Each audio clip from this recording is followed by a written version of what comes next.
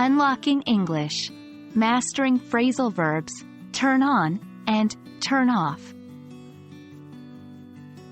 Hello there, language explorers. Today, we're taking a deep dive into the world of English phrasal verbs, specifically focusing on two commonly used phrasal verbs, turn on and turn off. These can be quite tricky, but no worries, by the end of this video, you'll be using them like a native speaker. First up, let's tackle the phrasal verb, turn on. This can be used in two main ways. Firstly, it's used to indicate the action of starting a device or piece of machinery. For instance, she turned on the computer to start her work. Secondly, it's used to indicate the action of exciting or interesting someone. For example, his intelligence really turns her on. Now, let's look at some additional examples of turn on in different contexts. 1. Activating a device. Please turn on the lights. It's too dark in here.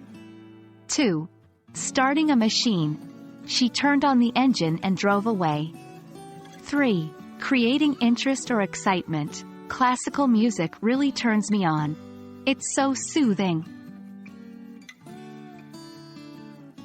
Great, now let's switch to turn off. Again, it has two main uses.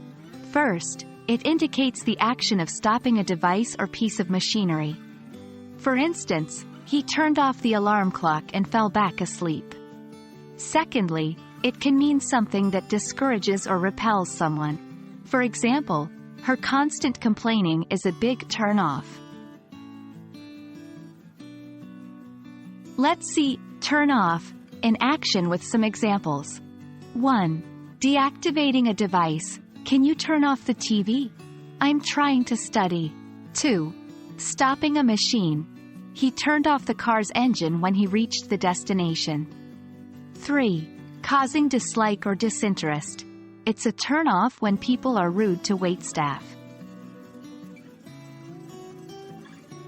Phrasal verbs might seem tricky at first, but with practice, you'll get the hang of them.